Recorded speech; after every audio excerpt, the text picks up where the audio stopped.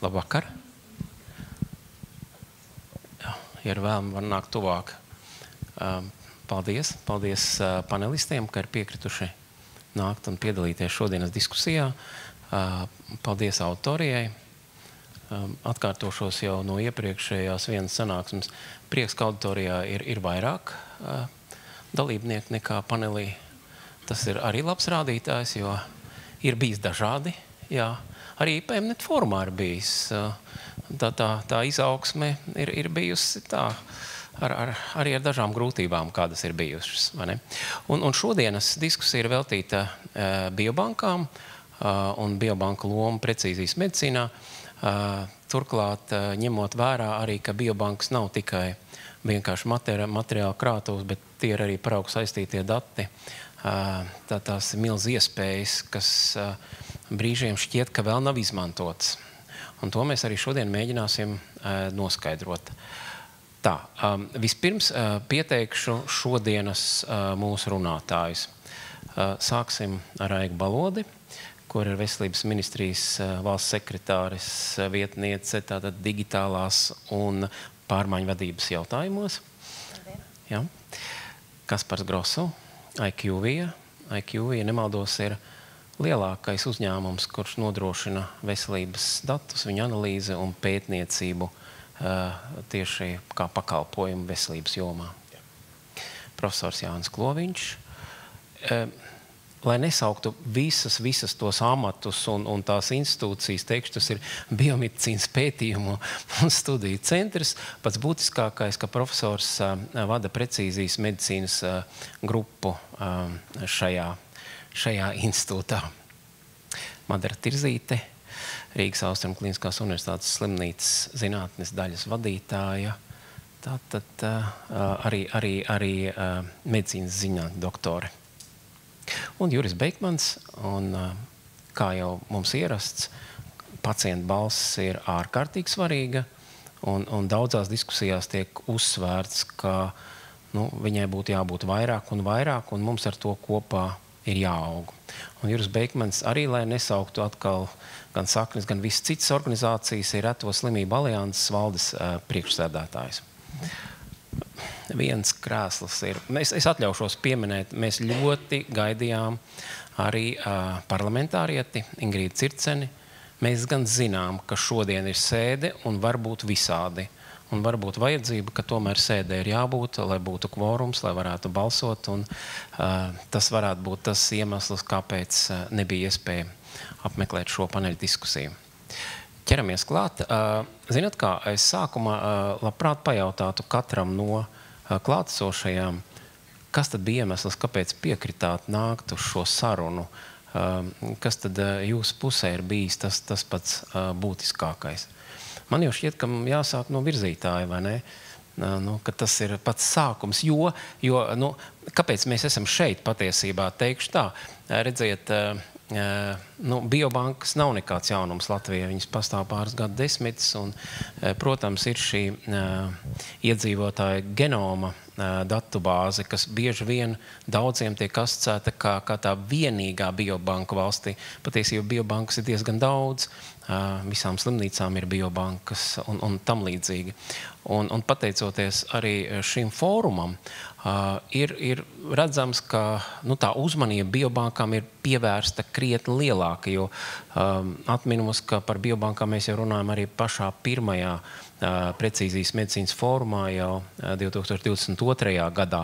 Un tā tas ir gājis turpmāk, un tas ir pieaudzis apjomā. Kā redzēt arī programmā, šogad biobankām un viņa lomai precīzijas medicīnā pat ir 2 sesijas. Šodien ir šīs dienas saruna, un rītdien ir saruna, kas būs, ja šī vairāk ir Latvijai veltīta un Latvijas situācija, tad rītdien varētu būt vairāk pētniecībai un jau ārpus Latvijas sadarbībai kā tādai. Lūk, tā intensitāte apjoms pieaug, un, protams, manuprāt, visi zina, ka šobrīd biobanku likums atrodas 2. lasījuma posmā Seimā, un visi cer, ka tas arī notiks, un šis likums mums būs. Bet Tad tomēr vaicāšu, sāksim, kas bija tas un kā tas ir no veselības ministrijas perspektīvas? Kas ir tas aktuālākais? Jo tomēr jūs esat procesa virzītāji likumam. Tas izklausās pēc krimināla likuma vai administratīvā procesa likuma, jo man procesa virzītājs vienmēr uzdzena šermuļus, it īpaši ņemot vērā man pieredzi Datu valsts inspekcijā, kur procesa virzītājiem nodevām dažādas lietas, un īstenībā Kloviņkungs droši vien neatcerās, un es arī to atceros diezgan tā vāji, bet es atceros savas pirmos gadus inspekcijā, un tad jau es sāku orientēties lietās par datu aizsardzību, un tad bija kaut kas par genomu, un es to likumprojektu nevarēju nekādīgi saprast. Un es atceros, ka es vēl tajā laikā gāju Tieslietu ministrijā ar disketi, un Kloviņkungs bija inspekcijā un aizstāvēja likumprojektu tajā brīdī. Es kā jauna tajā laikā politikas zinātnes studenta domāju, cik tā medicīna ir sarežģīta, ka neko nevar saprast. Un Datu valsts inspekcijā es tajā laikā sēdēju starp diviem kolēģiem IT, kuriem es uzdevu jautājumu, teicu, nevajag to saprast, tas ir IT, tu nekad dzīvē nesapratīsi. Un otrs bija juristi, kas man teica, vienkārši nes to disketi un virzi tālāk, un tas, kas tev ir jādara. Atskatoties atpakaļ vēsturiski, es secinu, ka ir notikušas milzīgas izmaiņas. Es daudzas lietas no IT sāku saprast, daļu no tām regulāri pati instalēju un testēju un mēģinu. Ar juristiem šobrīd sēžam kopā pie Biobanka likumprojektu un mēģinam dabūt lielāko sabiedrisko labumu. Un kāpēc šodien es esmu šeit ar tādu milzīgu lepnumu, jo tajā brīdī, kad es pirmo reizi ienācu precīzijas medicīnas fórumā, es nezināju, kāda būs tā man ceļa karte. Un šodien tas man, protams, ka dod arī milzīgu pārliecību virzot likumprojektu gan Saeimā, gan arī zinot, kāds pēc tam būs milzīgs darbs jāiegulda. Un tiem no jums, kas man pazīst, esmu tāds diezgan neatlaidīgs cilvēks, un te no dažiem kolēģiem, kas ir zālē, esmu iemācījusies, ka jābūt ir drosmei būt vēstnesim. Un tajā brīdī, kad es eju, piemēram, vakardien es biju augsta līmeņa vadītāja mācībās, un es jautāju visiem pārējiem vadītājiem no valsts pārvaldes iestādēm, jūs zināt, kas ir Biobanka? Jūs zināt, kāpēc mums tā ir vajadzīga? Vienkārši turpinot sēt tās sēklas, jo man joprojām ir pārliecība un skatos šobrīd uz pacientu pārstāvjiem, ka tad, kad būs viss gatavs, pacienti iesaist būs vissvarīgākā, un katrs no mums var būt donors kādai no biobankām. Piedodiet, tik gari, bet ļoti personīgs stāsts. Paldies. Ejam varbūt secībā. Kas tad ir tas aktuālākais? Kāpēc piekritāt? Nav daudz statistikas par to, cik daudz pētījumu notiek Latvijā. Nav daudz statistikas par to, cik viņi ir kvalitatīvi vai cik viņi ir labi, bet galvenokārt par apjomu. Un, diemžēl, mēs kā lielākais CRO, kas darbojas Baltijā, bet mēs arī darbojamies pār 100 pasaules valstīs, mēs redzam, ka Baltija dramatiski krīt. Tieši pētījumu ziņā. Un krīt dažādi iemeslu dēļ.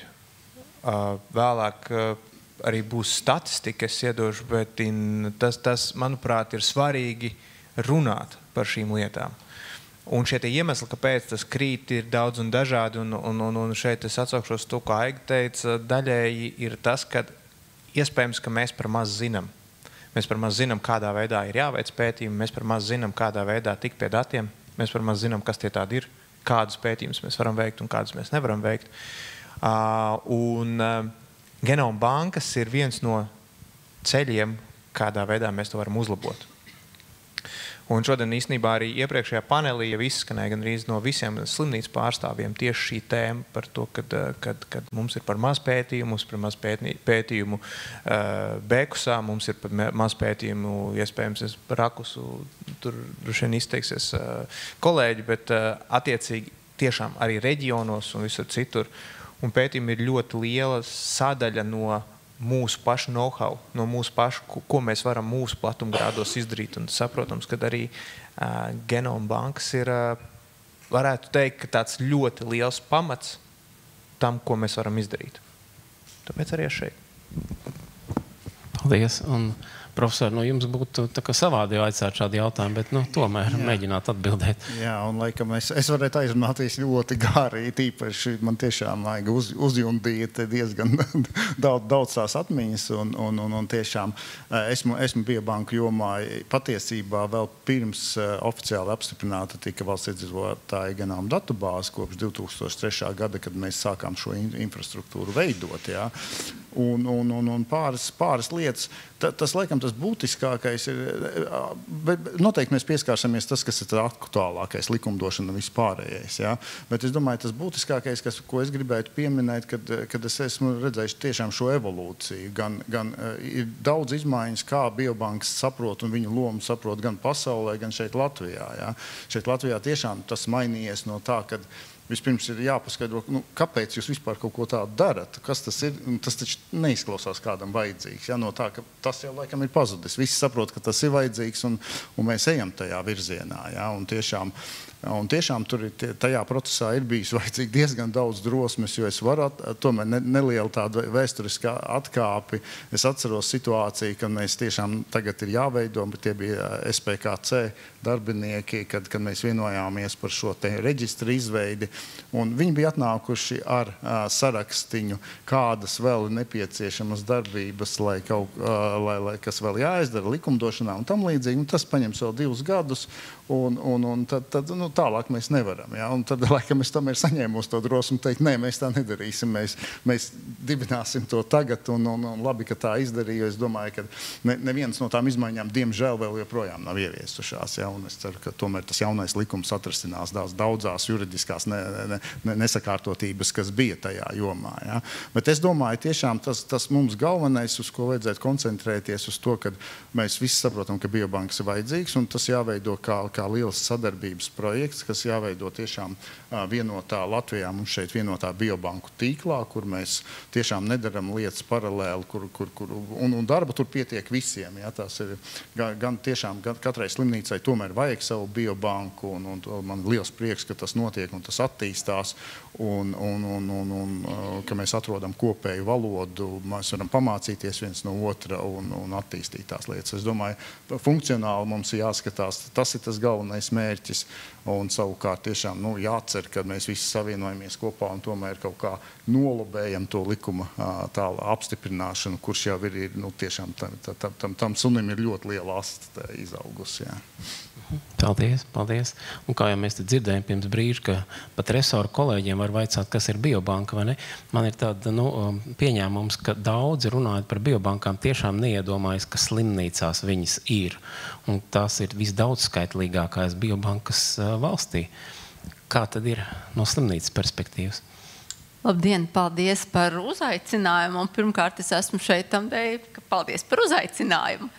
Otrakārt, es esmu šeit tāpēc, ka es cenšos staigāt vairākās kurpēs vai iejusties vairākās lomās. Es cenšos gan izprast situāciju kā administratīvais darbinieks, es cenšos izprast situāciju kā pētnieks, es cenšos izprast situāciju kā aktīvi praktizējošs ārsts, un es cenšos izprast situāciju arī kā kāds, jebkurš, kuram varētu tikt izteikts ierosinājums, piedalīties un nodot savu bioloģisko materiālu.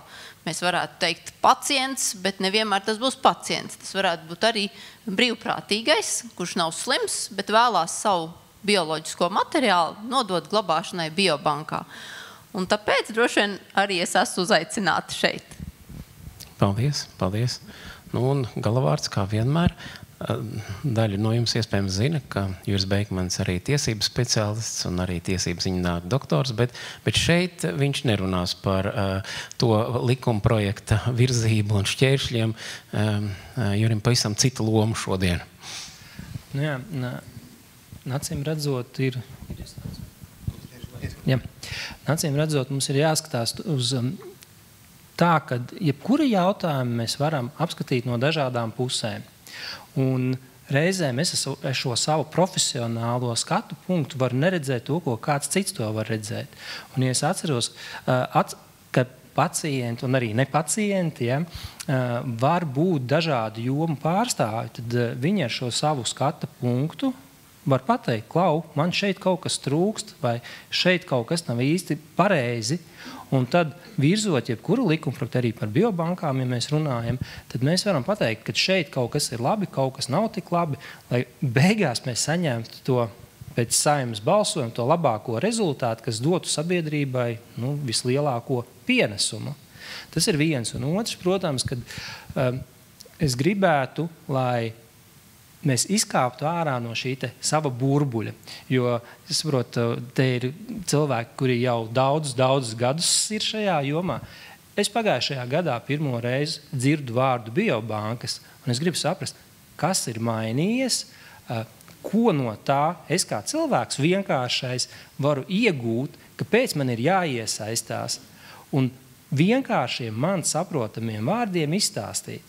Un tas, acīm redzot, būtu tas virzītājs spēks, ko pacientu organizācijas varētu teikt. Klau, ir tāda biobanka, ja tu piedalies, tad tu iegūsti pretī to. Tā kā tas ir tas, ko mēs varētu darīt. Paldies. Tad mēs turpināsim tieši ar šo. Šķiet, tas ir pat svarīgākais jautājums, jo šodienas tēma ir arī tāda, ka vērojot, kā biobankas attīstās ne tikai Latvijā, bet arī pasaulē, ir saprotams, ka to nevar panākt bez sabiedrības iesaistes. Un šodienas diskusijai, ja mums būtu iespēja arī tā apsvērt un parunāt, kā sabiedrība varētu uzrunāt plašāk, ne tikai darba kolēģis, kā viņus iesaistīt un arī zinot kaut vai kaimiņiem, kad viņiem izdodās ar dažādām programmām to izdarīt. Un tas jautājums šobrīd būtu, ko pat tās pēdējie divi runātāji jau pieminēja par to ieguvumu, patieši to vērtību un varbūt pat vēl precīzāk, ko tad biobankas var dot precīzijas medicīnai un tieši kam? Kam tad būs tas labums? Jo, ja mēs šeit varētu tikt ar šo jautājumu skaidrībā, tad tas būtu tas, ar ko mēs varētu griezties arī pie sabiedrības, ka tev un tev būs konkrēts ieguvums, labums. Mēģināsim dabūt šo ziņu, kāds ir ieguvums, kāds ir labums no biobankām. Bet var dažādos griezumos. Kurš varētu sākt? Es labprāt sāktu, ja? Jo es minēju jau, kad tiešām ir daudz kas mainījies. Ja? Un viena no lietām, kas ir tādā globālā līmenī, starptautiski mainījusies, patiesībā ir tieši attieksme pret to galveno, kas ir biobankā, tas ir tas cilvēks, kurš ir ziedojis savus paraugus. Ja? Jo sākotnēji pirms tiem 20 gadiem ir diezgan stingri tāda, kad lielākā daļa arī UK biobanka un tam līdzīgi vēl joprojām pieturās pie tās prakses, kad nedod neko atpakaļ dalībniekiem. Ja? Kad jāsaprot, ka tu ziedo savu materiālu kaut kādam augstākam mērķim un tam līdzīgi. Un paldies Dievam, es teiktu, ka tā sapratne ir mainījusies, vai attieksme ir mainījusies. Ja? Un tiešām dalībnieki tiek uztverti kā līdzvērtīgi procesa dalībnieki, ja, kuriem ir kā minimums tiesības lemt par savu paraugu izmantošanu. Tas, protams, vienmēr ir bijis. Ja, bet arī tiesības tomēr zināt gan pētījumu rezultātus, gan arī tomēr padomāt biobankām par to tiešo nodevumu, kas varētu būt pacientiem vai dalībniekiem. Ja. Bet, protams, te vienmēr būs tie divi aspekti, ka tas lielāk, ja mēs atgriežamies tomēr pie pamata jautājumu uzstādes, kāds ir ieguvums, tas vienkāršākais, laikam, tomēr ir saprast, ka visur, kur mēs gribam iegūt ticamus rezultātus, mums vajag apjomu. Un apjomu nevar dabūt 1, 2, 3 gados. Tāpēc tās pati galvenā biobanka funkcija ir, kad jebkuram pētījumam, kurš vienalga, vai tas būtu klīnisks pētījums vai kaut kas kaut ko atklāja, ir nepieciešams milzīgs cilvēku skaits, kurš iesaistās šādā pētījumā, un to var nodrošināt tikai biobankas. Tas sausais praktiskais skaidrojums, kas, protams, nedod atbildi, kāds man no tā ir labums. Ja? Protams, un savukārt labumi arī individuālam dalībniekam, es domāju, šeit tomēr ir jāatšķir tas, kad tiešām viņam ir tiesības iegūt šos rezultātus, kaut arī tajā manā iepriekšējā mūsu sarunā, kur es prezentēju šo valsts iedzīvotāju genomu datubāzi, piemēram, tāds labums ir. Viņš redz savus datus, tur ir rezultāti, kas būs par katru cilvēku iekšā ielikti, viņš var apskatīties, un tas ir tas tiešais labums, kurš jau tagad, pieņemsim, mums šeit Latvijā būs pieejams. Ja? Bet es tomēr vēl uzsvērtu, kad ir nākošā līmeņa, jo tomēr nedrīkst aizmirst, kad arī dalībniekiem šis labums, ko viņi dod kaut vai saviem pēcnācējiem, jo mēs zinām, kāpēc lai slimnieks, kuram varbūt tiešām uz doto brīdi jautājums, man vairs tas nedos nekādu labumu. Bieži vien arī tie varbūt ir vēža slimnieki, kuri apzinās, ka ir tā. Bet atcerēsimies, ka šajā pētījumā nododot šos rezultātus, iegūstot kaut kādas atziņas, jaunas zināšanas, tas ir nākošai paudzei, jūs paši bērniem būs tie labumi. Ja? Un tas ir viens no tiem, kas ir varbūt tas altruistiskākais iemesls, kāpēc piedalīties vispār biobankās un dažādos pētījumos. Paldies. Jā. Kas, kam un kāds vēl? Es pagriezīšu šo jautājumu otrādāk. No otras puses, jautājums, kurš vai kam nebūs labuma? Īstenībā pilnīgi visi, kas piedalās, visiem ir kaut kāds labums. Ja mēs paskatāmies pilnīgi visu, pat ne pacienta ceļu, bet ja mēs paskatāmies vienkārši cilvēka ceļu, jebkurš no mums šodien atbrauc šeit ar kaut kādu, vienotu transporta līdzekli pareizi, vai tas bija autobus, vai tā bija mašīna, vai vēl kaut kas. Katram no tiem transporta līdzekļiem ir indikātori, kuri mums parāda, kad man beidzās benzīns, vai man jānomaina eļļa, vai man ir riepas, tukšs, vai kaut kas tam līdzīgs. Cilvēkiem šādi indikātori nav. Ja. Mēs esam kā organisms, kam šādi indikātori parādās tajā brīdī, kad man ir sāpes, bet tas jau iespējams ir par vēlu. Biobankas un šī datu apmaiņa kopā ar visiem, ar visu, kas tur ir paģērās līdz tur reģistri,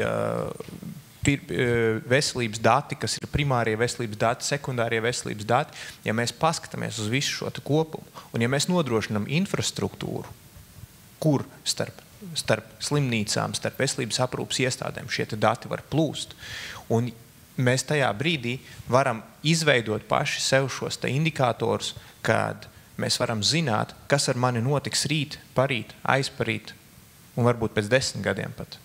Ja. Es varu zināt, ka, piemēram, ja es būšu nodevis savus genomu datus, tad es varēšu saprast, kad, piemēram, man ir vēža risks. Ja. Un es varēšu domāt par prevenciju. Tātad, jebkurš šajā visā kopumā ir ieguvējis. Ja mēs runājam par ministriju, par NVD, par vēl kaut ko, tad tajā brīdī mēs varam skatīties par datiem un par to, kādus datus mēs varam dabūt. Mēs varam viņus vienmēr pārlikt uz ekonomiku. Ja? Cik daudz mēs varam izglābt cilvēkus pirms mēs esam nonākuši. Iepriekšējā sesijā šeit no Bēkus laboratorijas vadītāji teica, kad lētāks vienmēr ir vesels cilvēks valstī nekā slims cilvēks. Ja? Tad tieši šis ir tas. Un jebkurā brīdī, jebkurā posmā, vai mēs esam ārsts pētnieks, vai mēs esam iedzīvotājs parastais, mēs esam ieguvēji.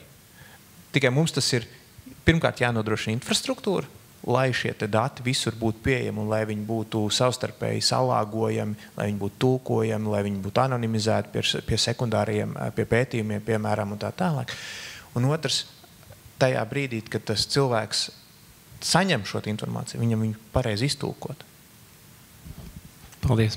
Un gatavs visam piekrist. Un jāsaka tā, no tiesību viedokļa jāsaka, par to vēža risku, vai ne? Ir tiesības, ir tādi ļaudis, kas vēlas zināt viņu vēža risku, un ir tādi, kas vēlas nezināt. Un tad tiešām var izvēlēties, piedalīties vai nepiedalīties. Ja drīkst Kaspar papildināt, tad tas praktiskākais no ieguvumiem, ko visi manī bija, protams, ka Covid laiks, jo tāda biobankām bija iznāciens jau nākamajā iterācijā. Ja mēs paskatāmies tādu zinātnisko un pētniecisko literatūru, tad bija ļoti lielas gaidas no biobankām 2008, 9, 10, 11 tehnoloģijas ieguldītas, programmatūras izstrādāts un nav.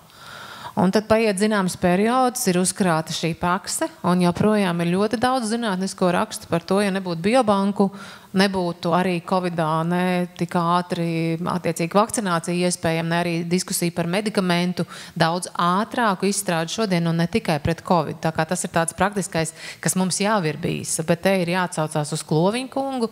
Tas bija tāpēc, ka tajā brīdī pacienti sabiedrības veselības labā ar savām individuālajām tiesībām pagāja malā, vai tas bija īstenībā valsts lēmums sabiedrības veselības labā un tika veikta milzīgu datu apstrādi. Šobrīd mēs esam aizgājuši atpakaļ režīmā, kad ir tātad piekrišana, mēs sagaidām, kamēr savācam pietiekuši daudz paraugu, un tas bremzē šo attīstību. Līdz ar to ļoti daudzās valstīs notiek diskusija par to, vai nevajag paskatīties uz šo izrāvienu procesu savādāk. Otra lieta, es nezinu, vai jūs esat pamanījuši, ka biomarķieri ir ienākuši mūsu ikdienā nemanāmi. Tas arī ir tas rezultāts, tas taustāmais, ka šobrīd jau biomarķieru skaits kā pieaug, un man tiešām tāds ļoti liels lepums ir par pagājušajā gadā Rīgas Austrumu Kliniskā universitātes slimnīca sadarbībā ar vienu no Amerikas laboratorijām teica, ieviešam, patestējam ģenētisko testu, un tad mēs redzēsim, ka, piemēram, krūtsvēža pacientiem nevienmēr vajag ķīmiju, pietiek ar imunoterapiju, pamainīt šo procesu. Tas notiek, kāpēc tie izrāvieni nav ātrāk? Tieši tāpēc, ka tas datu apjoms šobrīd nav tik liels, lai tos secinājumus izdarītu tik droši vai tik specifiski fokusēti kā Covid laikā. Bet tāpēc arī šodien, kad es pašā sākumā runāju par to fokusu, man liekas, ka ļoti svarīgi nepazaudēt, un Kloviņa kungs jau teica, ka veidot šo to biobanku tīklu, kur zināšana pārnese notiek daudz intensīvāk vai notika daudz intensīvāk. Un es šeit tiešām gribētu uzslavēt sadarbību gan starp universitātēm, gan starp slimnīcām šobrīd ir novērojama ļoti aktīva.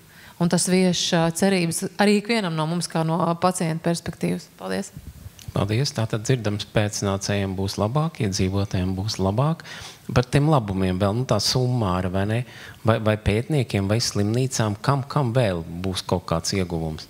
Es gribētu droši vien arī par to pacienta pusi paturpināt, un ne jau tikai onkoloģiskās slimības, ir arī citu slimību pacienti, kuri vizītē pie ārsta, kad viņiem tiek pirmreizēji diagnosticēta kāda slimība, vai arī jau zināma slimība, bet pacients vēlās par savu slimību vairāk uzzināt, jautā, kā tas nākās, kad es saslimu ar šo slimību, kāpēc tieši es?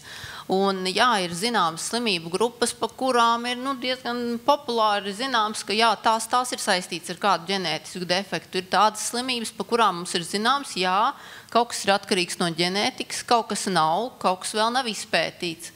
Un šiem pacientiem man šķiet ir ļoti liela telpa, kur mums runāt, kur mums izglītot, kur mums stāstīt, ka jūsu materiāls var būt noderīgs, lai mēs saprastu šo miedarbību. Un jā, varbūt tās jums tas šajā brīdī, tagad tūlīt, nākamajā vizītē, es jums nespēšu vēl dot skaidru atbildi, bet atkal, izvērtējot jūsu datus, miedarbību ar jūsu dzīvesveidu, ar jūsu citām slimībām, lietotiem medikamentiem, varbūt mēs atrodam atbildi uz to, kā tas ir nācis, ka tieši jūs saslimāt. Paldies, paldies. Diezgan summāri, diezgan daudz tie labumi ir. Tā kā vairs nav nekas jāpierāda, vai ne?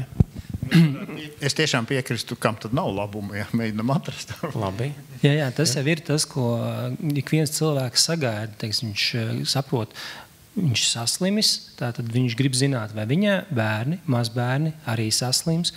Ja pat viņam nav šis ārstēšanas medikaments izdomāts, varbūt tiem mazbērniem vai mazmazbērniem tas būs. Tas jau ir tā cerība, uz ko mēs strādājam.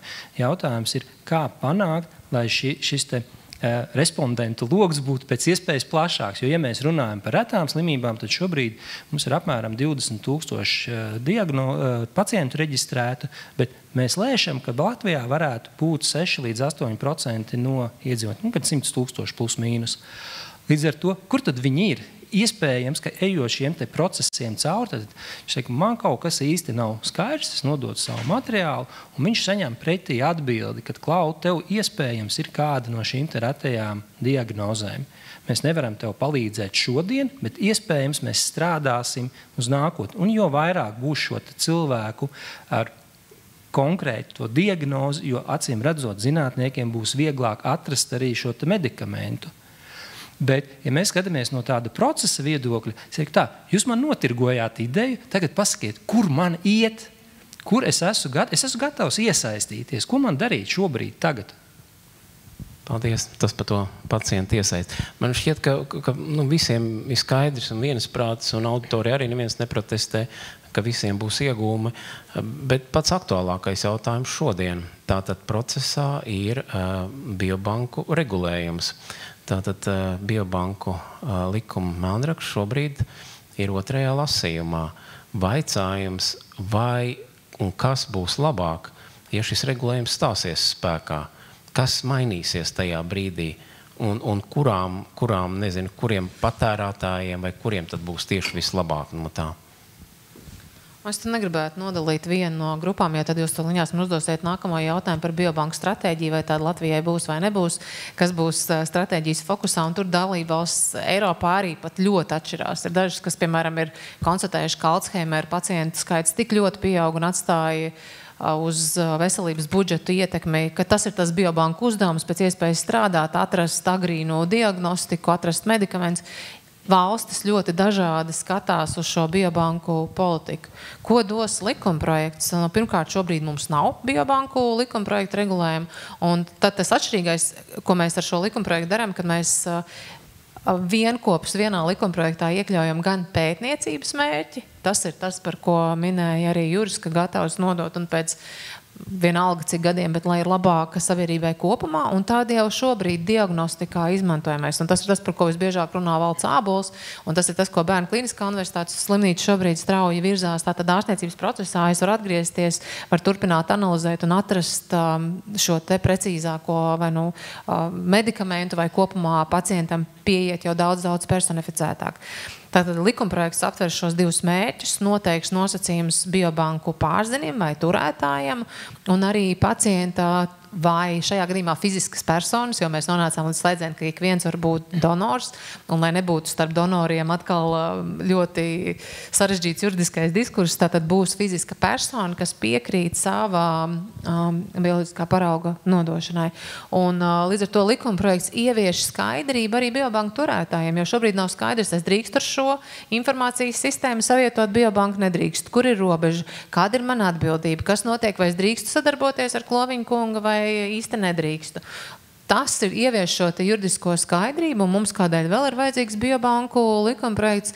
Uz mums skatās arī citas valstis, kas grib sadarboties. Un tad, ja nav skaidri nosacījumi nacionālā līmenī, viņiem ir grūti saprast, kā tad es drīkstu aktīvāk, neaktīvāk, pie kā man iet, pie kā man neiet.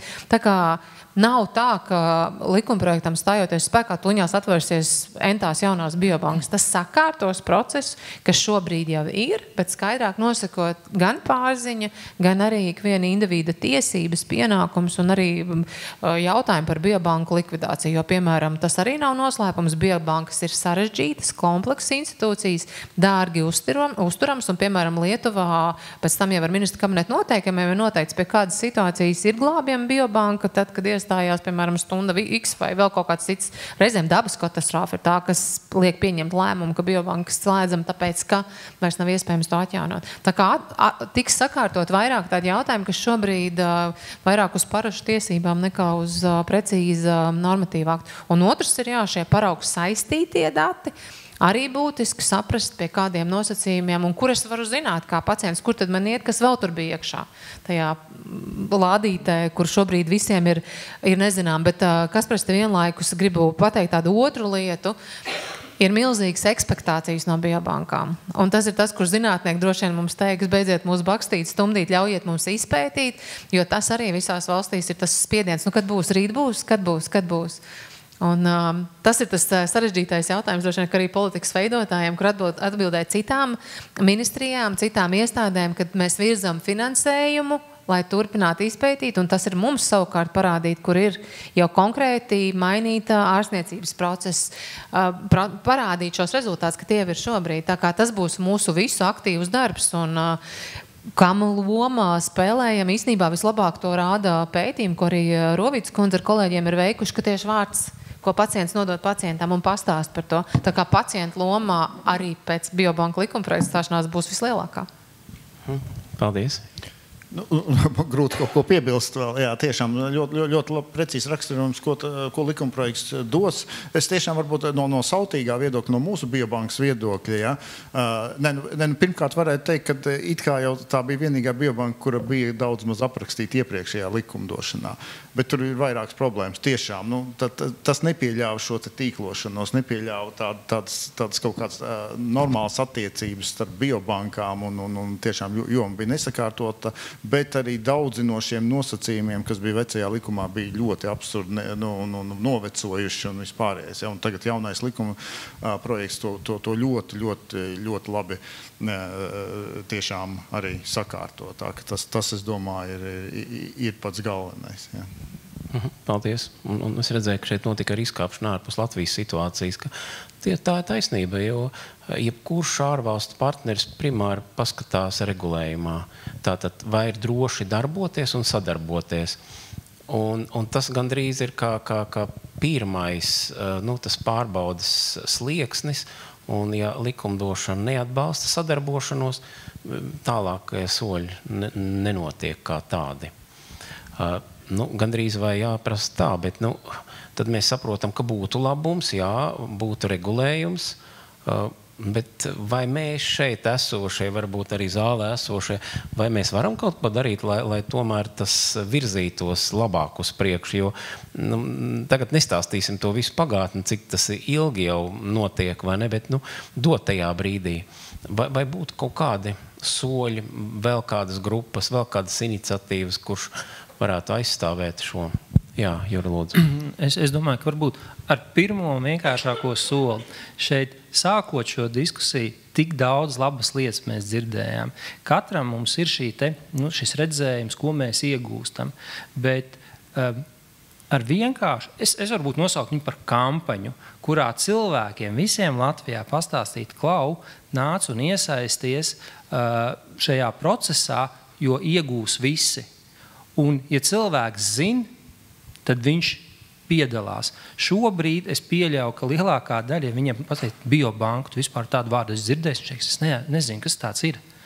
Līdz ar to, ja mēs izskaidrojam, mēs aicinam, un tiešām pacientu organizācijas tie, kas aktīvie cilvēki, viņi vienmēr saviem jaunajiem pacientiem iesaisties pētījumos dažādos. Un tas ir viens no veidiem, kā var iesaistīties nākotnes vārdā. Paldies. Un kampaņa tad palīdzētu un atbalstīt lēmumu pieņēmējus, lai tas virzās uz priekšu, vai ne? Tā tas varētu būt. Es domāju, zinot, kur pašlaik atrodas likuma projekts, tad, protams, jo vairāk būs iesaisti nevis no tieši ieinteresētajiem cilvēkiem, bet no sabiedrības, tas noteikti varētu palīdzēt. Ja. Bet es gribētu arī bišķīt kliedēt bāžu, esot Saeimas komisijā, kurā tika izskatīts likumprojekts pirms otrā lasījuma, nav diskusijas par to, ka mums viņu nevajadzētu.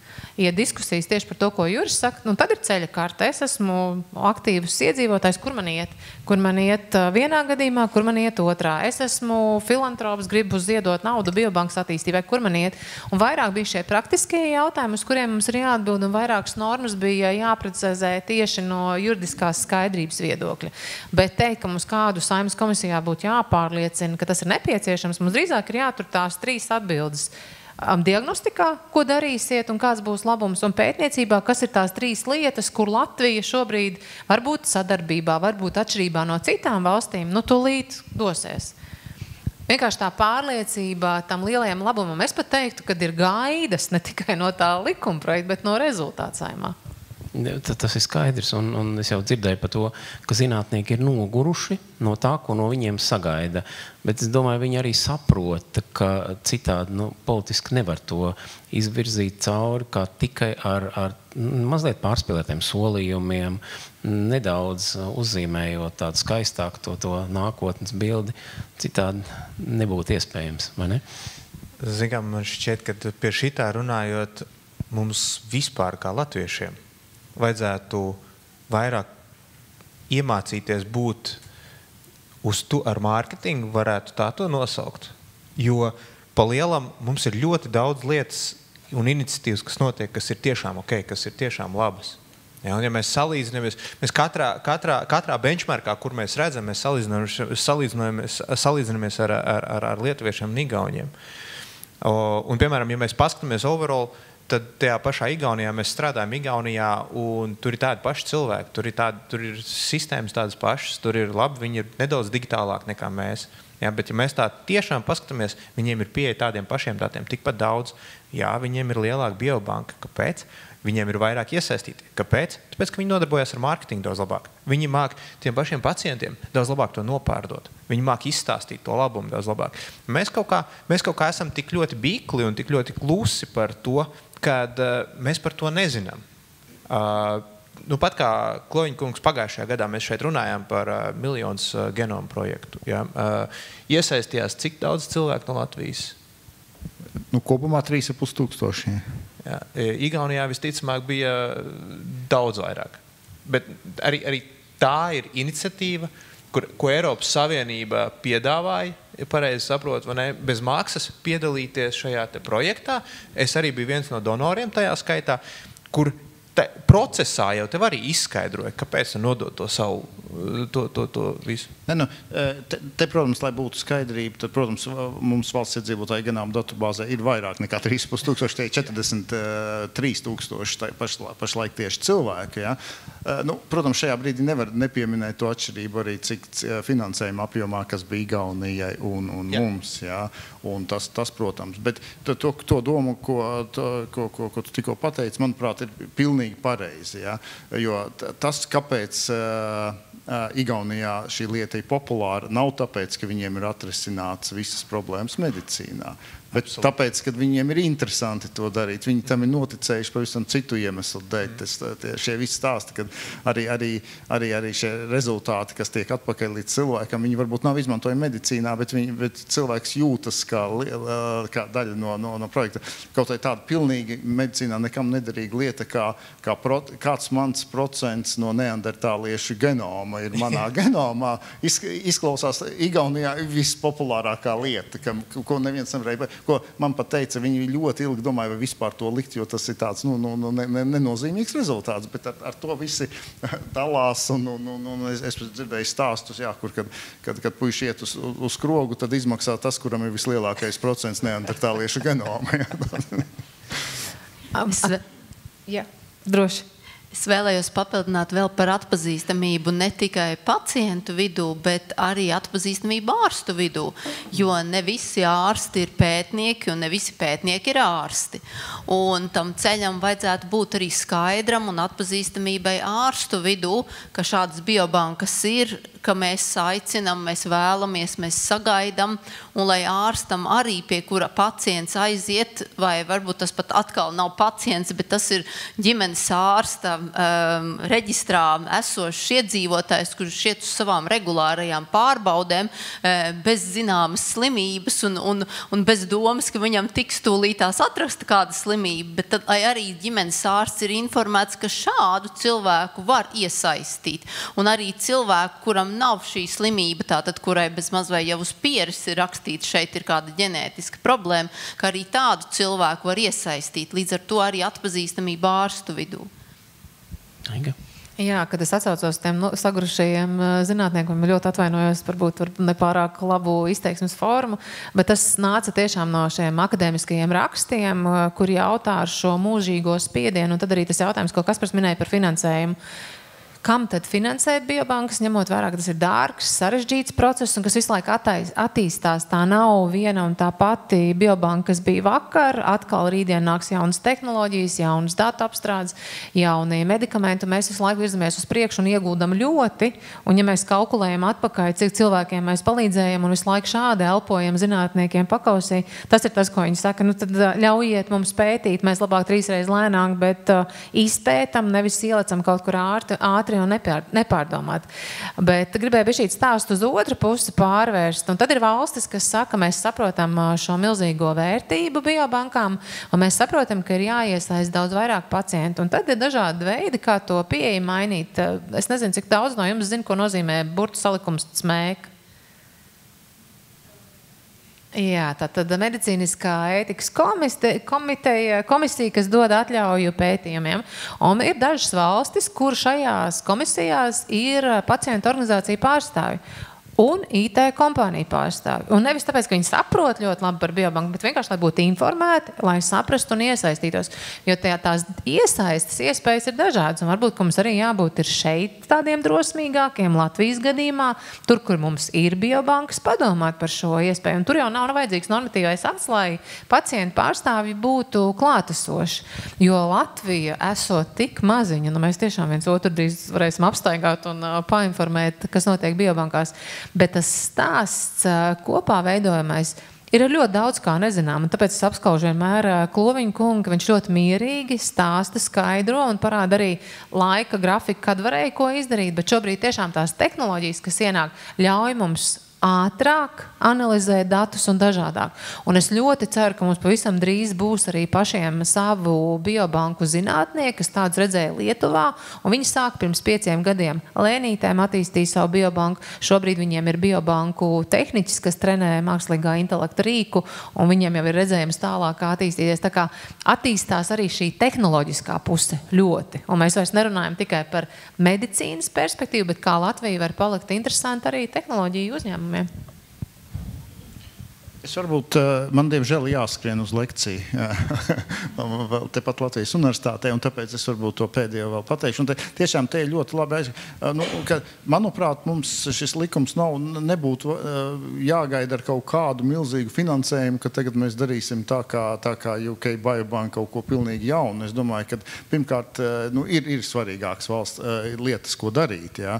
Un, manuprāt, mums tieši otrādi jāizmanto šī iespēja, lai izmantot jau esošās gan finansējums, gan jau, ja mēs runājam par slimnīcām, daudz, kur šie paraugi jau ir. Viņi tikai jāreģistrē, jāieliek sistēmā un jāpiešķir viņiem cits izmantošanas status. Un tā dara daudz. Pieņemsim, Skotijā ir ļoti tieši šo te pārpalikušo paraugu. Tur pat nevajag papildus finansējumu. Ja? Un tas ir arī mūsu piemērs, jo mēs jau pamatā veidojām biobanku. Es teiktu, kāds 70% no tā visa finansējuma nācis no projektiem. Ja? Tas ir tad, ja tu saproti, ka tu tāpat to naudu iztērēsi tajā projektā, bet sadarbojoties ar biobanku, tas būs racionālāk un ilgtspējīgāk. Ja?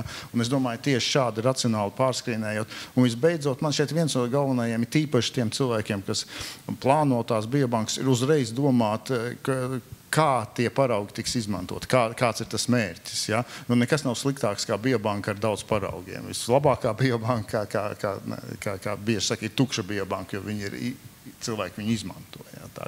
Tas būtu tas galvenais, par ko padomāt. Tiešām šīs ceļa kartes. Es pat teiktu, ka arī jau esošajām biobankām nebūtu slikti, ja tas tiktu uzlikts kā pienākums un varbūt šajā apstiprināšanas procesā paprasīt šīs precīzās stratēģijas, ceļa kartes katrai biobankai, kas jau ir, bet apstiprināsies likumā un arī tādas, kas veidosies no jaunas. Jo tas varbūt arī palīdzēs pēc tam veidot šo sadarbību daudz labāk. Bet tagad man tiešām jāsaka. Paldies, profesor. Paldies.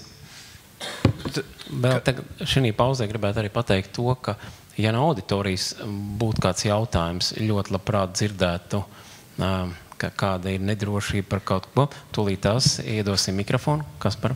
Ja, es tikai gribēju pateikt, papildināt nedaudz to, ko Kloviņa kungs teica par to tukšo biobanku. Mums ir arī jāskatās nedaudz uz nākotni, tad, kad šis biobanku likums tiks pieņemts un mēs tagad viss griezīsies un viss notiks. Statistika rāda, ka 10% tikai no biobankām tiek izmantotas no tiem apjomiem, kas tur ir parasti iekšā. Ja? Un tas galvenokārt nāk no UK, no viens no aktīvākajām biobankām. Ja? Bet tas ir tieši tas pats stāsts par datiem, un to atkal, tāpēc es sēdēju iepriekšējā sesijā, un man likās, ka tā kā medus ausīs, kad arī laboratorija tajā pašā beigas arī saka, mums arī vēl joprojām stāv dati, un viņi ir tur 10-15% varbūt mēs izmantojam. Ja. Es biju aizbraucis uz Narvas slimnīcā, slimnīcas vadītājs tieši to pašu saka, ja, viņiem it kā viss ir digitāli, viss ir ļoti jauki, bet tur vēl joprojām sēž tie dati. Tā kā padomājot uz priekšu, kā mēs tos visus datus varam apvienot un kā mēs viņus varam praktiski izmantot, ja arī tas, ko pat kā Kloviņa kungs teica, ja kāda ir tā ceļa karte, tiešām, lai mēs maksimāli izmantot tos datus. Paldies. Jautājums? Un sakiet, kas jūs esat un jautājumi?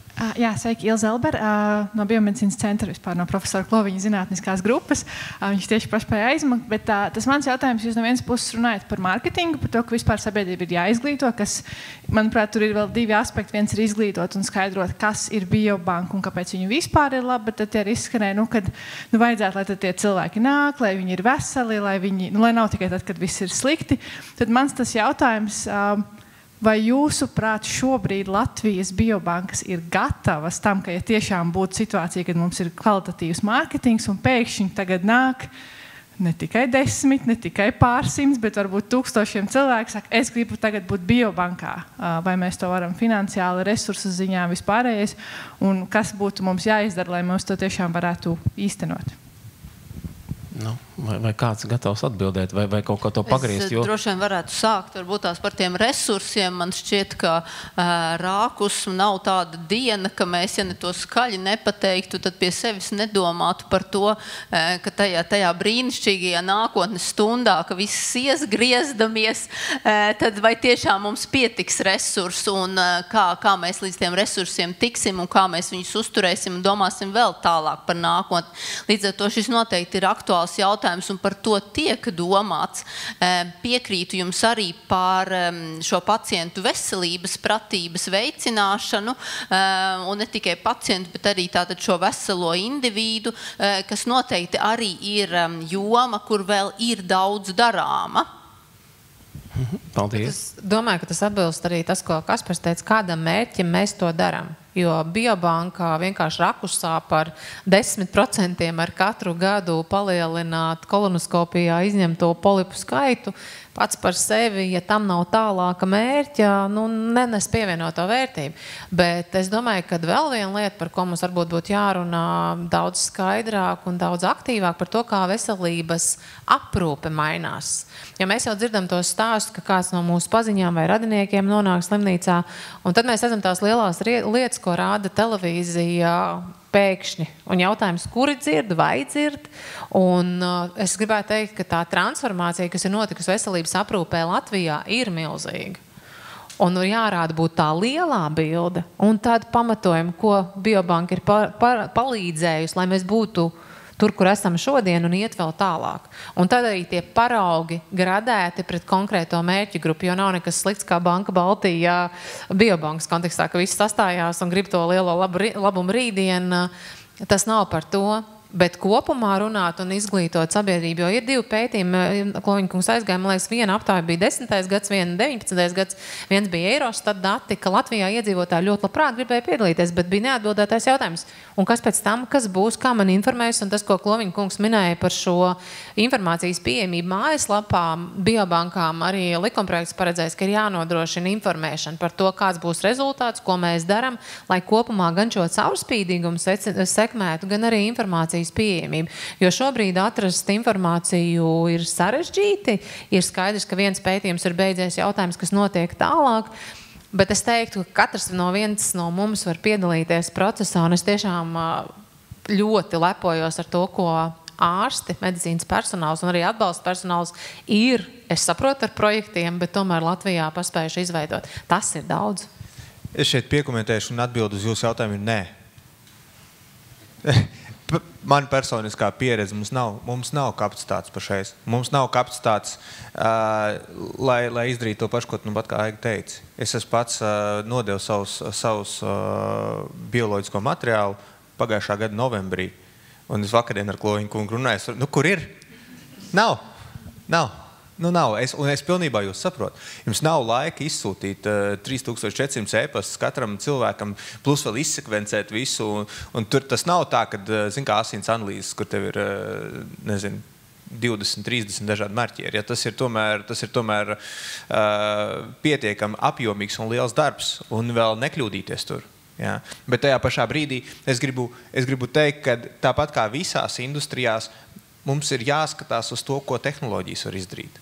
Un galvenokārt, kā mēs varam sadarboties starp industriju un starp zinātni un vispārējo.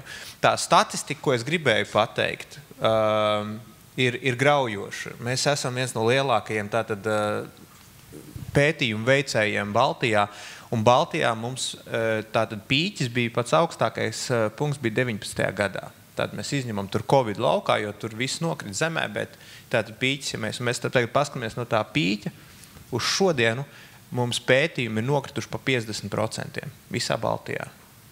Un viņam ir tendence vēl iet uz leju. Ja. Un tad mēs varam minēt iemeslus, kāpēc. Resursi, tas, ko mēs varam, cik daudz mēs varam, dati, datu apmaiņa, datu savietojamība, likumdošana. Ja. Mēs visi tagad ar ļoti daudz cilvēku, mēs pat kā piedalījāmies vēl vienā panelī, kur mēs prasījām cilvēkiem, šeit arī uzprasīšu, vai jūs zinat, kas ir EHDS? Pats ir roku, kurš zina? Kas ir Eiropas datu telpa un regula par Eiropas datu telpu. Tātad ne visi cilvēki zina. Ja? 5 pacēli no esošajiem, un mēs esam visi industrijā strādājušie. Arī šis ir ļoti svarīgs regulējums. Arī tas ir tas pats, kas GDPR priekš visiem cilvēkiem. Tas EHDS ir principā regulējums priekš primārajiem un sekundārajiem datiem. Priekš tā, kādā veidā mēs turpmāk veiksim pētījumus, ko mēs darīsim ar tiem pētījumiem, kā mēs anonimizēsim datus, kā katram pacientam, kā katra pacienta dati nonāks kaut kādā konkrētā vietā, datu nesējā vai serverī, un kā mēs vai mums būs opt-out, tas ir opt-out princips, ko tas nozīmē, kāpēc tas nozīmē. Par to viss ir jārunā. Un tas nav tā, ka mēs tagad varam paņemt mazu sadaļu biobankas un teikt, kur tā kā Vilnis Grīnbergs vienmēr teica, katrai problēmai ir uzvārds. Šajā gadījumā tā nav. Ja? Mēs tā nevaram teikt. Mums ir jāpaņem visa ekosistēma kopumā, un biobankas ir viena sadaļa no tā, lai mēs varētu iet uz priekšu, lai mēs varētu kaut ko darīt. Paldies, Jūri. Jā, lai nebūtu tik pesimistiski. Es teikšu tā ļoti vienkārši. Es ticu mūsu Latvijas zinātniekiem, es ticu jaunajiem zinātniekiem, un es ticu arī tiem jaunajiem cilvēkiem, kuri studē un kuri grib attīstīt šo te zinātni. Vienkārši viņiem ir jādod tā iespēja. Jautājums, kā mēs varam iedot šo te iespēju, kas ir vajadzīgs tam. Bet, ja tā nopietnāk, protams, ja mēs runājam par datu apjomu, lai atrastu risinājumu, pieņemtu lēmumu, ir jābūt kaut kādai kritiskai datu masai. Nav jau jēga mums tiešām visus Latvijas iedzīvotājus paņemt šos te paraugus, lai nonāktu pie kaut kāda secinājuma, ja mums pietiek ar 1000 iespējams. Tātad, bet to var pateikt tie zinātnieki, kas ar to nodarbojas, kur ir tas kritiskais apjoms. Tas, ko var darīt pacientu organizācijas un tas, ko arī grib katrs šis te pacients, viņš grib zināt, kas ar viņu notiks, kas ar viņu ir noticis, kas notiks ar bērniem, mazbērniem, ko es jau teicu. Un tad acīm redzot, tas viena no sadaļām, kas ir jāskaidro klau, mums jau ar tādu un tādu diagnozi jau tur ir tik daudz jau tie pētāmie objekti ir. Mums varbūt nevajag vairāk, mums pietiek, mēs strādājam, iedodiet mums laiku, gadu, 2, mēs jums iedosim atbildi. Tas ir tas skaidrojošais darbs, jā. Pie šī skaidrojošā darba vēlējos piemetināt arī turpinājumu, kā jūs jautājāt, kur tad tie mani rezultāti, ka šeit arī noteikti ir vieta diskusijai un skaidrojošajam darbam, ka, ja visi zina, ja es nodevu asins analīzi parasto no rīta, tad apmēram 2 man e-pastā iekritīs atbilde. Tad šeit tas gluži tā nebūs, un ja pacients, pieņemsim, teiktu, es gribu redzēt, kā tur tieši tās manas asins apstrādājās, tad mēs varam teikt, pie šīs mašīnas, kur te mēs ieliekam tavu paraugu, pēc pusstundas tavs hemoglobīna rādītājs būs noteikts, viņš nebūs vēl tev datorā, bet noteikts viņš būs. Tad šeit būs jāskaidro, ka jūs tad pacienti nākat lūdzu ar guļammaisu, nodrošināties ar dzeramo, nodrošināties ar ēdamo, jo pie tā konkrētā aparāta jums būs jāpavada 2 dienas. Un tad no tā, kā tas paraugs būs ielikts līdz tam brīdim, ka viņš būs nopīkstēs aparāts un pateiks, ka analīze ir veikta, tad tas būs tas analizējamais periods beidzies. Un tad strādāt arī pie pacientiem un pie brīvprātīgiem, ka šis iegūtais datu apjoms ir, es varētu pat teikt, prātam neaptverams, cik daudz skaitļi un cipari, kuri pēc tam tad ir jāanalizē un jāsaliek kaut kādā tādā veidā, kurš ir gan anonīms, gan arī pietiekoši skaidri saistāms ar kaut kādām lietām, kuras mēs pēc tam izmantojam. Un šī arī ir vieta, ko es gribētu teikt, kas ir ko mums jāstrādā pie informēšanas un izskaidrošanas. Paldies. Es tev gribētu arī pie tā zemākā punkta atgriezties un pie tā, ka biobankas, precīzijas medicīna un tas kritums pētījuma apjomā. Kā tad būtu, ja tagad likums tiks pieņemts, biobanku darbība tiks labāk regulēta, vai tas veicinās to, ka pētījumi atgriezīsies, vai tam būs kaut kāda tieša ietekme?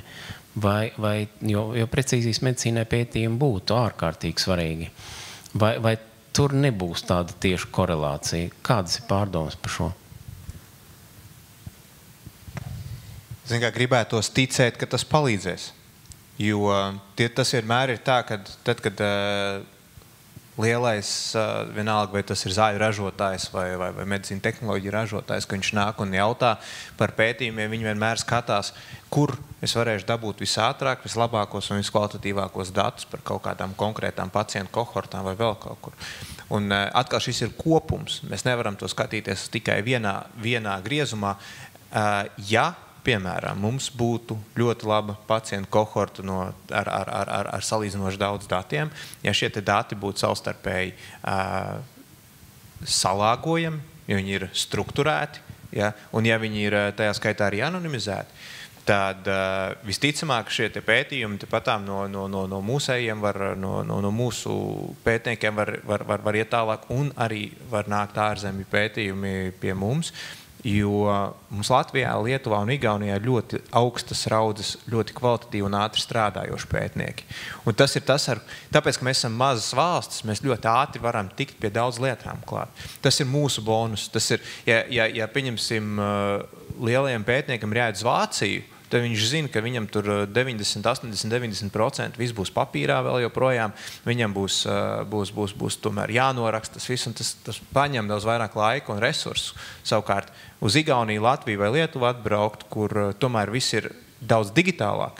Mēs to varam, lai gan es zinu, ka vēl joprojām lielajās slimnīcās mums ir šī problēma, kad ir papīrā daudz, bet mēs šodien pa biobankām un biobankās, es šaubos, kad meitenes var droši vien, ka papīrā vairs jūs neko nedarat. Jautājums?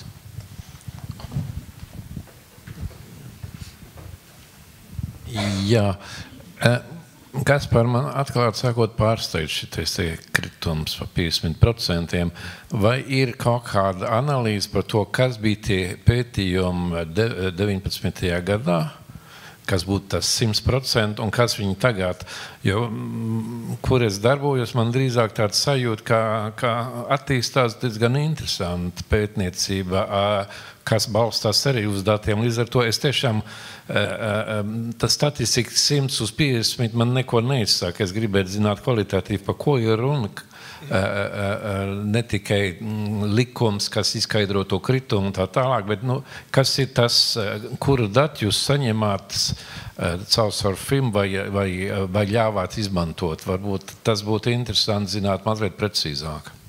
Es jums varu personīgi nosūtīt šo informāciju, jo tā ir iekšējā IQVIS pētījuma statistika. Ja, un viņi ir sadalīti vairākās lietās. Mēs neesam tik aktīvi, pieņemsim, real world evidence, ja, tātad pēc pētījuma procesos, ja pēc zāļu apstiprināšanas, bet tie lielākoties ir zāļu pētījumi no lielajām kompānijām, kas tieši samazinās uz pusi. Bet es padziļinātu nosūtīšu informāciju. Jā. Jo Aiga atcerās, ka mēs pagājušajā gadā bijām aprīlī Norvēģijā un Zviedrijā, Oslo un Jeteborgā. Un mēs to dzirdējām arī vakar. Nordic Baltic, tā kā Ziemeļu valsts un Baltijas valsts sadarbība ir vēlama, tāpēc, ka viņiem arī ir problēmas ar to, ka lielās farmācijas firmām negrib ar viņiem sadarboties, tāpēc, ka apjoms ir pamaz. Tad vai tā ir Baltijas valsts un likumdošanas jautājums, vai tas ir šīs, jo tad ir politiskais lēmums ļoti skaidrs, mums jāvirzās uz Nordic Baltic, ko mēs tāpat bet lēnām darām. Mums pagājuši decembrī bija pirmais vēžu centra sanāksme Nordic Baltic. Tieši Rīgā mēs pēc tās sanāksmes izlēmām rīkoties, un tagad otrs būs šogad 2. decembrī Viļņā. Vai šādi lēmumi vai ir kaut kas cits? Tas ir ļoti būtiski. Jums ir pilnīgi taisnība. Tie ir lielākoties šādi lēmumi, jo mēs esam pārāk maztirgus, un tas nav tikai pētījumos. Tas ir arī zāļu iepirkumos un citās lietās. Un es vienmēr esmu bijis par to, ka tajā skaitā pat pa aizsardzības industriju runājot un par to, kādā veidā mēs stundā X varam nodrošināt, pieņemsim kaut kādus nepieciešamos medikamentus vai vēl kaut ko. Mums ne tikai, es visu laiku teicu par Pan Baltiku kaut kādu kopējo sadarbību, bet tiešām jums ir taisnība, kad tā kā New Nordics ir šī iniciatīva, vai ne? Bet Nordic Baltic viennozīmīgi tas ir uz to, kur ir jābūt. Mēs pat kā īstenībā šo te redzējām pirms gada, kad bija runa par obesity zālēm, ja, kad sākumā lielie ražotāji teica, ka viņi nenāks uz Baltiju vispār. Tāpēc, ka viņiem šeit nav tirgus. Bet pēc tam ļoti pieauga apjomi ar pieprasījumi visās malās, ja, un arī pieauga ražotāji, līdz ar to viņiem nebija variantu. Tad viņi nāca arī viņiem visus tirgus, ko viņi varēja paņemt tajā brīdī. Ja.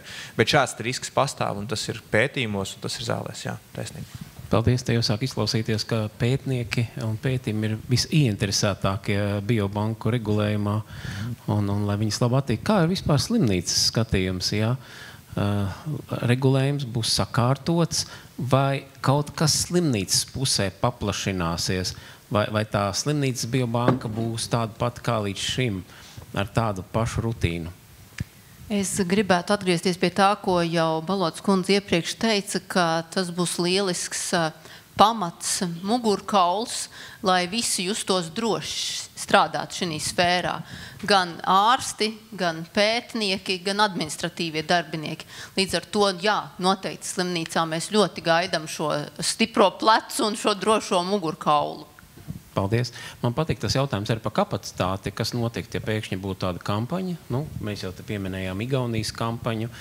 Zinām, ka viņā tika iesaistīts ar aptiekas. Aptiekās iedzīvotāji ienākot varēja saņemt uzaicinājumu un arī nodot paraugu.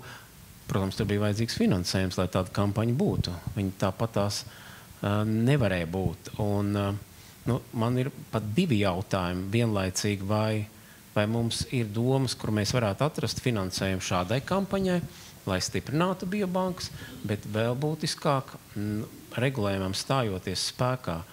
Kā šobrīd izskatās, vai būs tas finansējums līdz ar regulējumu, jo visu laiku mēs tā kā biobankas, un šeit ir veselības ministrija, un saistām tieši veselības sfēru, bet tā ir izglītības zinātnes ministrija, tā ir ekonomikas ministrija. Kādas ir sajūtas šobrīd? Vai tas varētu būt tā, ka kādu brīdi ir pauze, un atkal ir jāsaņemās, un atkal ir jāreklamē šī ideja, tas finansējums ir jāatrod? Tas jautājums droši vien man finanses ļoti patīk. Es gribētu jautājumu skatīt no citas perspektīvas. Tas, ko tikko doktori teica, nav jau tā, ka šobrīd nepastāv biobanka. Biobanka pastāv, turpinās darbu un nav atrauti skatām ne no laboratoriju modernizācijas, ne no patoloģijas centra attīstības, ne no ārstniecības procesa jaunajām metodēm. Nevar izvilkt krēslu no zāles un pateikt, ka mēs tagad pucēsim tikai krēslu, štruns, kas notiek ar grīdu, sienām un tam līdzīgi. Mēs arī nevaram šobrīd biobanku uzlikt uz visaugstākā krēsla visā gan pētniecības, gan ārstēšanas procesā. Tas mums, manuprāt, arī visiem tā kā ir jāpieņem. Pati biobanka kā tāda nav svētais grauls, lai rītdien viss, pilnīgi viss veselības aprūpē mainītos. Līdz ar to pat šobrīd katrai biobankai ir finansējums, lai tā attīstītos un lai nodrošinātu darbību. Un tā ir biobankas pārziņa, atbildība, kā es saredzu savu attīstību. Attīstība nav iespējama bez atbilstošas infrastruktūras, paraugu glabāšanai, bez atbilstošas finansējuma kiberdrošībai, lai tehnoloģiskie risinājumi būtu vietā, un bez atbalstoša personāla, kas strādā un kas uzrunā pacientus. Līdz ar to, ja arī, teiksim, likumprojekts stāsies spēkā 1. janvārī, arī, ja mēs iedot, piemēram, Rakusam finansējumu, būtu jāpārskat viss tas process, kur mums ir iesaistīta biobanka. Un tikai tād varētu pateikt, šeit mums ir jāliek vairāk, mums vajag māsas vairāk laboratorijā, lai mēs paņemtu paraugus.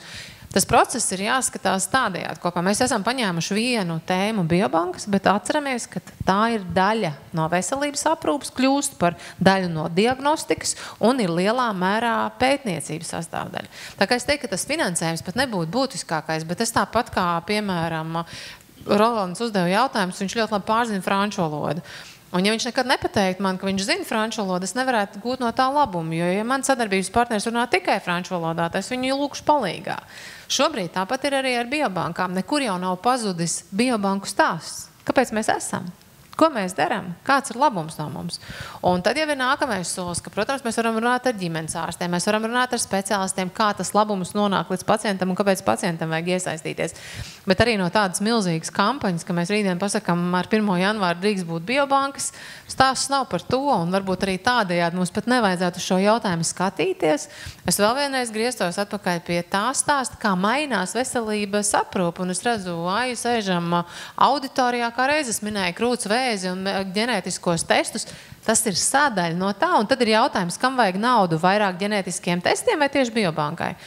Un to nevarēs, ja neskatās uz procesu kopumā, atraut atbildēt. Tā kā es teiktu, ir jāļauj droši vien arī speciālistiem runāt vairāk nekā politikas veidotājiem un ministrijā diskutīšu nesējiem, jo ir ļoti daudz, kas šobrīd izdarīts, ir ieguldīts, un mums ir jāvirzās uz šo attīstību, kas mums ļauj dažādiem procesiem pat pārlikt pāri zināmā brīdī.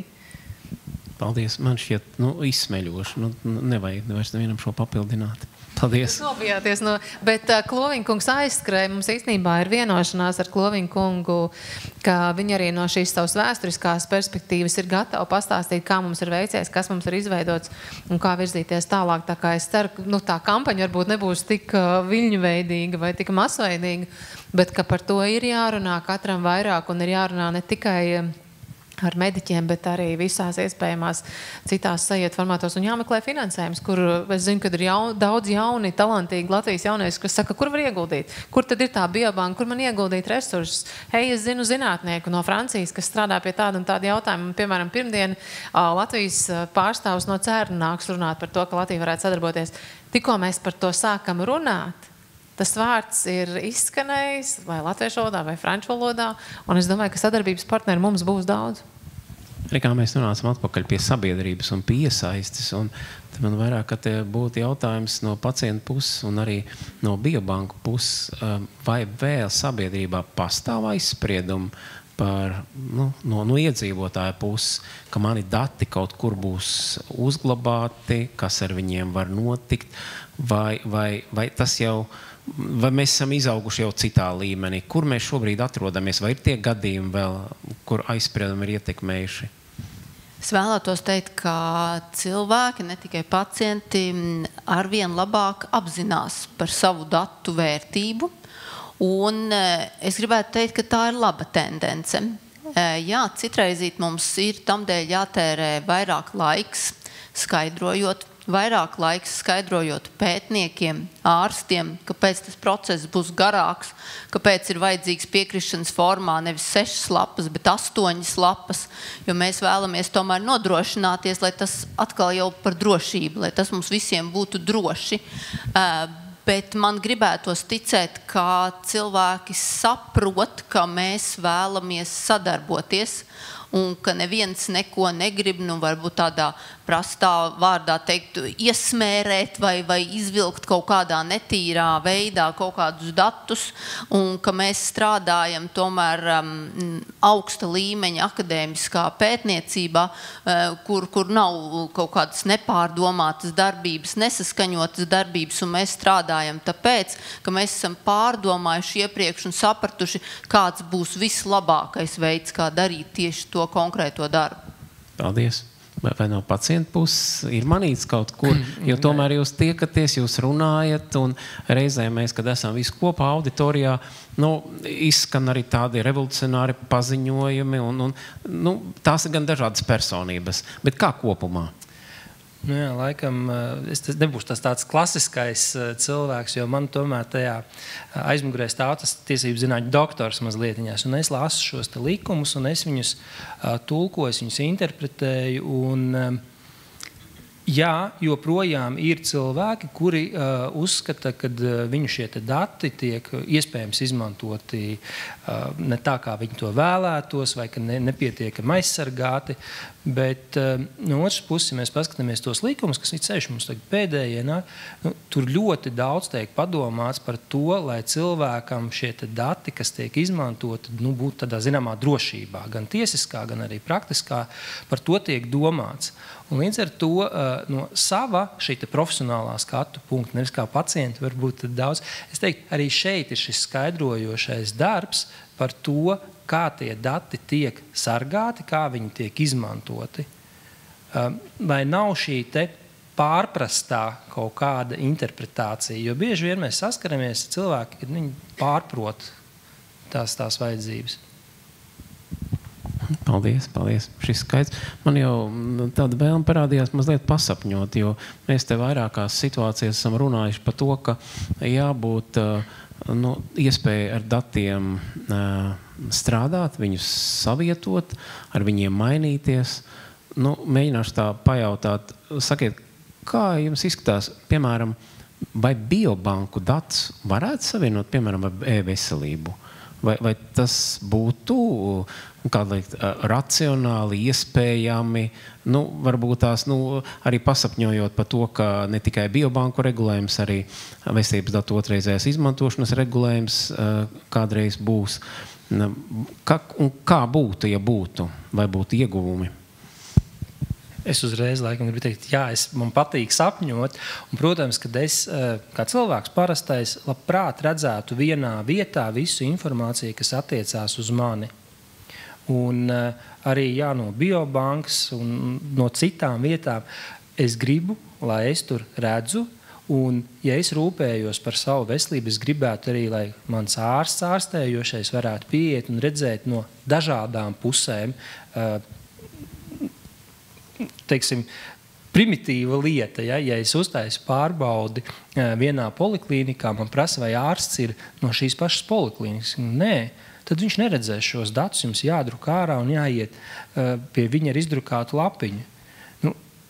Ja mēs skatāmies jau tādā biobanku līmenī, protams, kad es gribētu, lai būtu šeit. Tā kā sapņojam un ceram, ka tā būs. Es gribētu atgriezties pie datu aizsardzības jautājuma. Un daudzos pētījumos, kuros pašlaik biobankas dati tiek izmantoti, ir pseidoanonimizācija un anonimizācija. Līdz ar to arī šis ir vērā ņemams faktors, kā datu platformas sastrādājās, noteikti šo datu pārneses līmeni, cik daudz dati būs redzami vienā datu platformā un cik daudz dati būs redzami citā datu platformā. Un atkal nodalām divu procesu – pētniecība ar anonimizētiem datiem, diagnostika ar precīziem datiem. Un ja mēs šobrīd skatāmies, mēs jau e-veselībā gūstam labumu diagnostiskā izmeklēšana, piemēram, kas arī atspoguļo nereti biobanku darbu, vai biomarķieru kāpums un kritums. Tas jau šobrīd ir e-veselībā. Un vēl Kasparam nav līdzi viņa smukie slaidi par Eiropas vienoto datu telpu. Viss, kas attiecās uz ārstniecības procesu, principā līdz 30. gadam šobrīd ir uzstādījums, ka tam ir jābūt e-veselībā. Ja mēs runājam par genoma sekvenēšanu un visas tās datu kopas pievienošanas, tā ir pirmkārt šobrīd ļoti, ļoti smaga. Un tad ir pienākt viens brīdis, par ko arī jautā nereti tās advancētākās biobankas, kā noturēt izmaksu pozīcijas sabalansētas.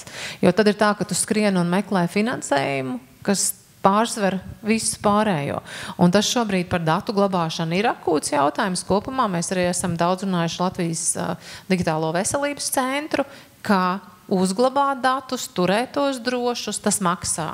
Un tas maksā nereti attīstību ātrāk, kur to mēs nevaram atļauties, jo tas ir jānodrošina. Bet no otras puses, ja nebūs dati pieejami un nebūs savietoti, tad nebūs iespējams uzlabot un pilnveidot ārstniecības procesu. Tā kā tas jau notiek šobrīd, un arī, piemēram, Bērnu kliniskā universitātes slimnīca diagnostikā izmantojamie biobankas dati, tie būs sasaistīti ar e-veselību, un tas tiešām nav nekāds tāds pat nākotnes sapnis, tas notiek šobrīd, bet varbūt pakāpeniskāk un lēzenāk, kā mums gribētos, bet notiek.